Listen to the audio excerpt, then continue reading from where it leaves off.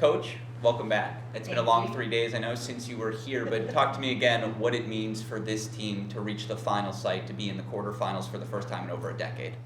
It means a lot. I mean, I think every program is striving for excellence, and from our standpoint, continuing to go one step further this year than the next year and so forth has it's been our goal, and we've been able to do that this year. But now, now we just get to keep playing and have fun. This group absolutely loves competing together, so I'm glad we get another match for sure.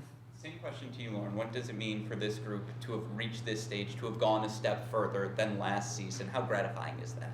Yeah, it's been so exciting, honestly, to be able to just win that match in that fashion. I think it was just almost dramatic, just everything that happened, everything that went down, but we were so happy to be able to get that match. I think it just shows all the hard work that we put in throughout the season, and I think it was just our time to shine, and we just took the opportunity and ran with it, and now we're here, ready for the Elite Eight. At what point in the season did you have a feeling that you might have a chance to be in this position? Honestly, I think that the whole season, the coaches have always told us that we're a really special team. It's like we just stand out from other teams in the past, and I think that some matches, like we knew that we were a good team, but I think going into the tournament, we knew we could make a deep run, and then beating Duke in the fashion that we did, like 4-0, I think we played some really good tennis at home, and then coming here and being able to pull off the upset just kind of confirmed it for us, and I think for me that was the match. Yeah, on our end, from a coaching standpoint, I would say late January.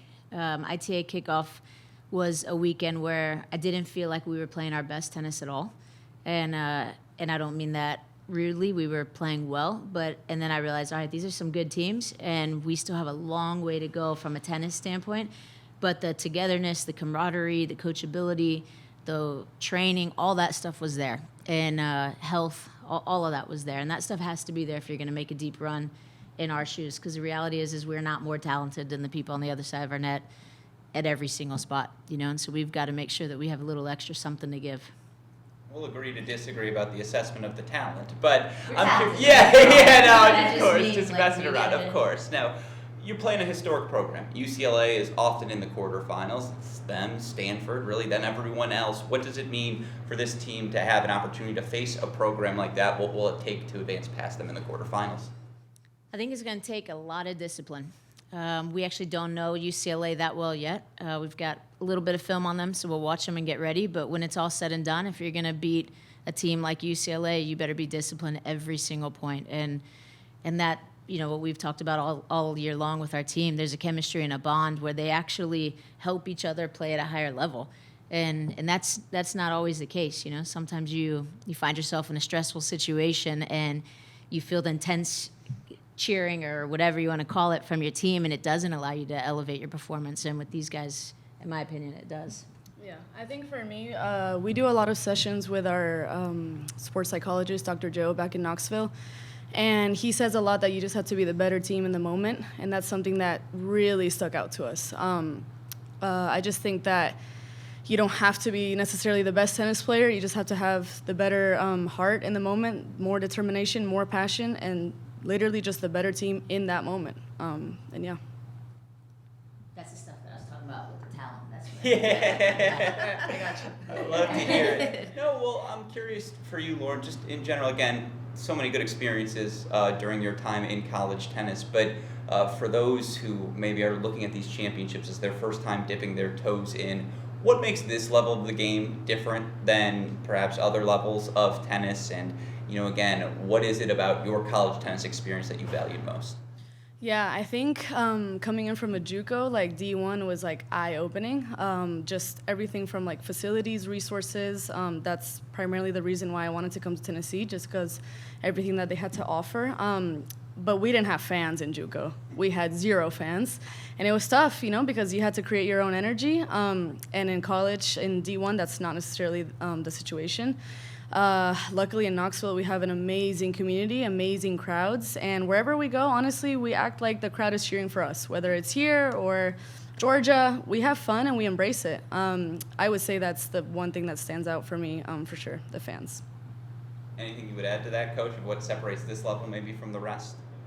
I mean, the people, from our standpoint, our athletic director is unbelievable. Our chancellor's unbelievable. She's checking in on these guys frequently. That's not normal. I've been at some other amazing universities, and that's not normal.